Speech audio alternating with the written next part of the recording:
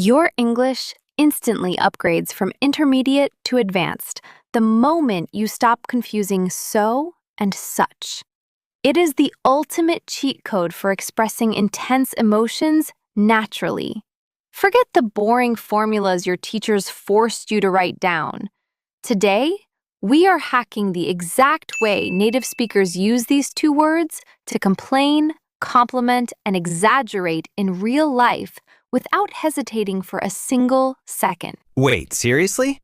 Because I was just texting my friend about the new SpaceX launch, and I literally froze. I typed, "The rocket is such fast." Then I deleted it. Then I typed, "It is so fast." I stared at my screen for like 2 minutes. That is the absolute classic global pain for learners. You feel the emotion, you want to exaggerate, but the translation trap stops you. Exactly. In my head, they both just mean very or a lot.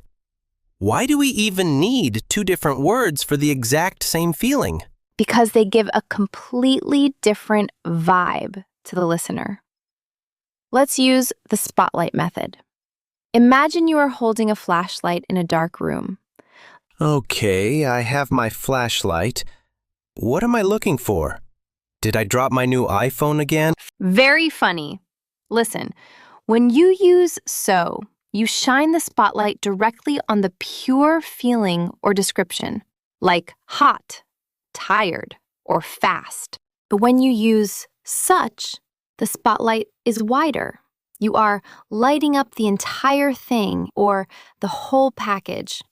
It's about the object, not just the feeling. Wait, let me process that. So if I say the rocket is so fast, I am just spotlighting the speed? Exactly! You are hitting the pure feeling of speed. It feels direct and intense. And if I want to use such, do I say, "It is such a fast rocket"?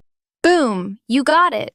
With such, you are putting the feeling inside a box. The box is the rocket. You are showing us the whole package. Wow, wait, that makes a lot of sense. Hey guys, if you also just had a mini brain explosion, hit the like button and subscribe right now. Love that. Let's jump into the logic gallery. Let's look at the first common mistake learners make when talking about the weather. Oh, I know this one. I hear people say, "It is such hot today." I even say it sometimes when the Miami sun is burning my face. Right. The mistake happens because in many languages, you just have one word for very. You translate directly and think such sounds fancier than so. Yeah, so feels a bit basic, like a beginner word. So we try to level up and use such, but it completely crashes. Exactly. But remember the pure spotlight? Hot is just a feeling. It's not a box or a thing. So you must say, "It is so hot today." Got it. So if I want to use such to sound fancy, I have to give it a box. Like, "It is such a hot day." Because day is the box. You nailed it. Native speakers feel a physical bump if you say such hot. It feels like you left the sentence unfinished, waiting for the noun. Speaking of hot, did you see Messi's last game? The weather was crazy, but he played perfectly. He is so good. I didn't watch it, but that grammar is perfect. So good spotlights his skill. Now, how would you turn that into a such sentence? Let me think.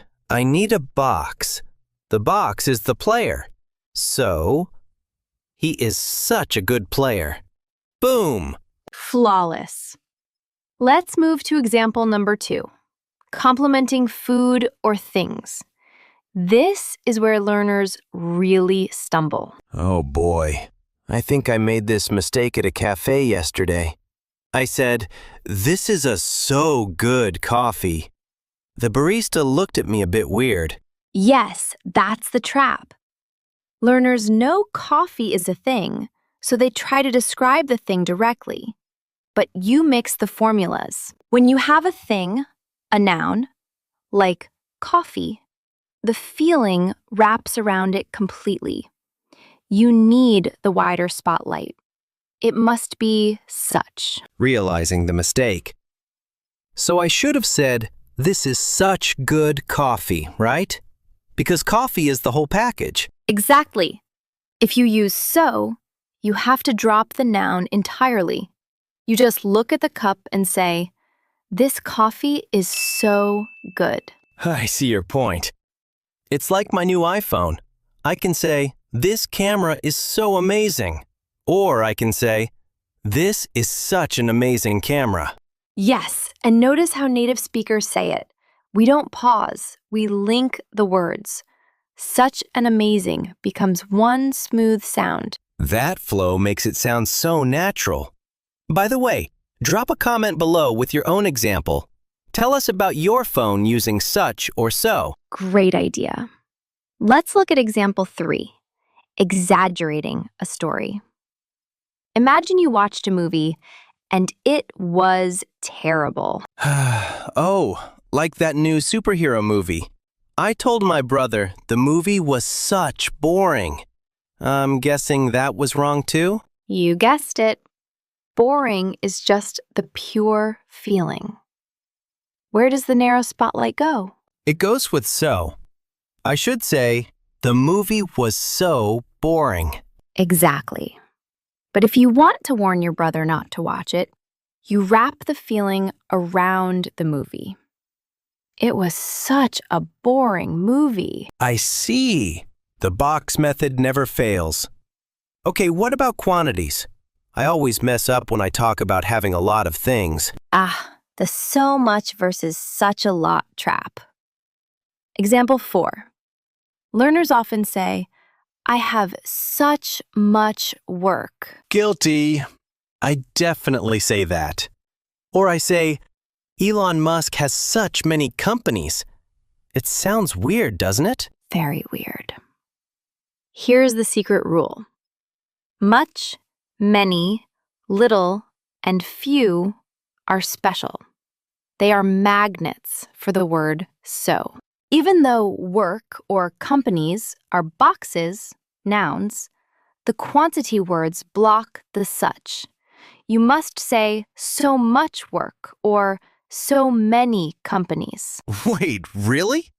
So the much/many shield deflects such? That makes it so much easier to remember. Exactly! You just used it perfectly. So much easier. It feels natural, right? It does. So let me review. If I want to exaggerate my pure feelings, I grab my narrow spotlight and use so. Yes.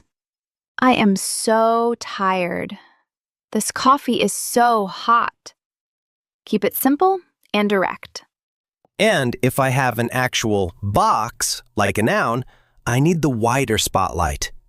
I wrap the feeling around it and use such. Spot on. It is such a tiring day. This is such hot coffee. You are officially cured of the global pain. This is amazing. Honestly, if you guys are also struggling with these little traps that make you freeze in conversations, hit subscribe so we can figure it out together. Before we go, we want to hear from you. Think about a movie you watched recently. Was it so good, or was it such a bad movie? Drop your sentence in the comments. And don't forget to subscribe and click the video on the screen for our next lesson. We have so much more to share with you. See you next time.